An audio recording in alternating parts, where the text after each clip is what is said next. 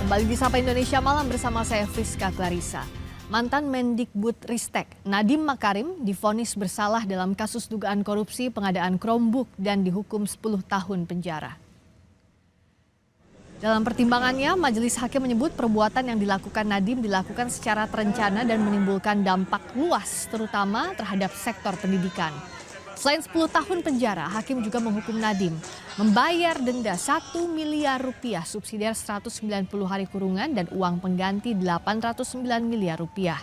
Apabila Nadiem tidak dapat membayar, maka harta kekayaannya dapat dirampas dan dilelang. Jika harta tidak mencukupi, maka diganti 5 tahun kurungan. Terdakwa Nadiem Anwar Makarim telah terbukti secara sah dan meyakinkan bersalah melakukan tindak pidana korupsi yang dilakukan secara bersama-sama sebagaimana dalam dakwaan subsidiar. 4. Menjatuhkan pidana kepada terdakwa oleh karena itu dengan pidana penjara selama 10 tahun dan pidana denda sejumlah 1 miliar yang harus dibayar dalam jangka waktu 1 bulan dan dapat diperpanjang untuk paling lama 1 bulan sejak putusan berkekuatan hukum tetap. Usai sidang vonis, terdakwa mantan Mendikbudristek Nadiem Makarim menyatakan bakal mengajukan banding.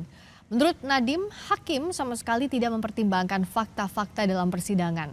Menurutnya, hanya Hakim Andi Saputra yang melihat secara jernih kasus ini sehingga mengajukan dissenting opinion untuk membebaskannya. Ia menyebut praktis dihukum 15 tahun penjara karena baginya tidak mungkin membayar uang pengganti 809 miliar rupiah. Nadiem bilang ia tidak memiliki uang sebanyak itu sebab tidak pernah sama sekali menikmati uang yang disebut hasil korupsi.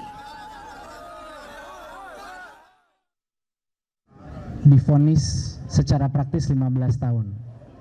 Karena saya dituntut uang pengganti 809 miliar yang saya tidak punya. Mereka tahu itu. Dari laporan hasil kekayaan saya di akhir saya menjabat, saya tidak punya uang sebanyak itu dalam bentuk apapun. Itu artinya saya divonis 15 tahun. 809 miliar itu tidak pernah menyentuh saya sekalipun. Sudah dibuktikan dengan dokumen, dengan saksi bahwa uang itu tidak pernah keluar dari rekening PT Akap, yaitu Gotoh. Saya telah berjuang selama 1 tahun ini untuk membuka semua kejujuran yang telah kami lakukan. Semua niat baik yang telah saya dan tim saya lakukan di masa kementerian sudah kita jelaskan.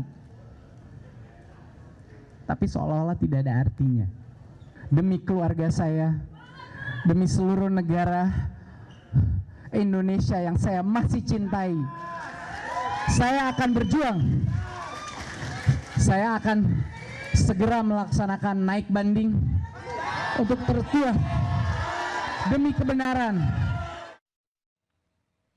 Divonis 10 tahun penjara dalam kasus dugaan korupsi pengadaan laptop Chromebook, ex-Mendikbudristek Nadiem Makarim menyebut akan banding. Nadiem juga bilang ia tidak punya uang untuk membayar pengganti 809 miliar rupiah karena tidak pernah menerima aliran uang sama sekali dalam pengadaan tersebut. Bagaimana peluang banding Nadiem jika memang tak pernah menerima aliran uang korupsi? Kita akan bahas bersama pakar tindak pidana pencucian uang TPPU, Yenti Garnasih. Selamat malam Bu Yenti. Selamat malam Mbak Friska. Sebagai pakar hukum tentu saja ini jadi sorotan bagaimana vonis Nadiem hari ini. Kalau ia menyebut tidak pernah menikmati hasil kejahatan, apa yang bisa nanti dibuktikan jadi bahan untuk naik banding, Bu? Ya gini ya, kalau ada uang pengganti itu pasti dia menikmati, harusnya begitu. Kalau berkaitan dengan apa yang terdakwa kemudian terpidana, kemudian ada sanksi yang berupa uang, itu adalah denda, ya kan? Dendanya masih 1 miliar, sayangnya harusnya kan sudah menggunakan istilah kategori. Nah itu jadi masih denda. Jadi bisa saja karena korupsi itu, apalagi pasal 603, 604 atau dulu pasal 2 dan 3 itu kan menguntungkan dirinya sendiri atau orang lain, ya kan? Jadi bisa jadi memang dia tidak diuntungkan sama sekali, tapi orang lain yang diuntungkan. Bisa jadi memang tidak ada aliran pada dia. Yang tidak ada aliran pada dia tidak ada uang pengganti, harusnya begitu. Makanya setiap korupsi yang seperti ini mestinya ada TPPU sehingga kita jelas uang itu ada di mana gitu, sehingga pada mereka bisa jadi mereka yang harus menggantikan itu atau akan disita itu adalah pelaku TPPU-nya. Itu bisa jadi begitu. Kalau begini kan dari ya memang pembelaan boleh saja itu haknya bahwa tidak ada uang sama sekali dan saya tidak ada uang seperti itu. Tapi dari putusan bahwa ada aliran masuk ke sana 800,9 miliar yang harus kalau tidak bisa dibayar dalam waktu tertentu maka akan diganti dengan pidana 5 tahun. Itu menurut saya juga agak berat tuh pidana pengganti kalau 5 tahun ya. Ya, Dan agak ini mungkin mungkin kita boleh dong melihat, kita harus melihat ya bahwa dulu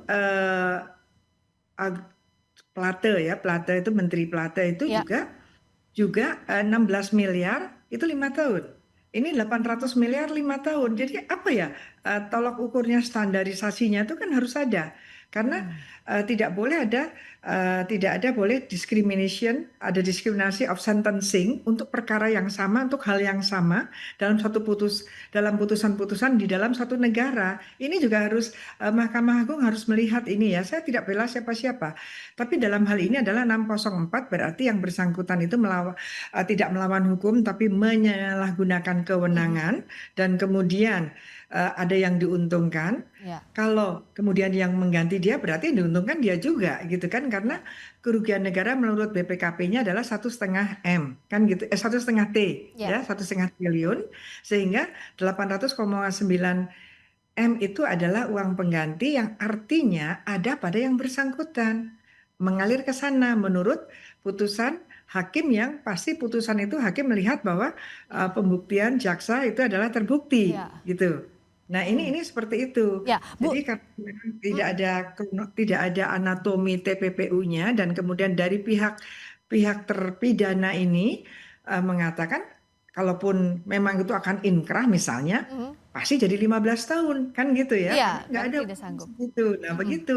Nah ini juga harus dilihat ya, hakim walaupun dengan kebebasannya dan keyakinannya juga harus dijelaskan kenapa 16 M sama 800 M juga sama-sama Sama. 5 tahun. Itu Ya, tujuannya standarisasinya seperti apa ya, Bu ya?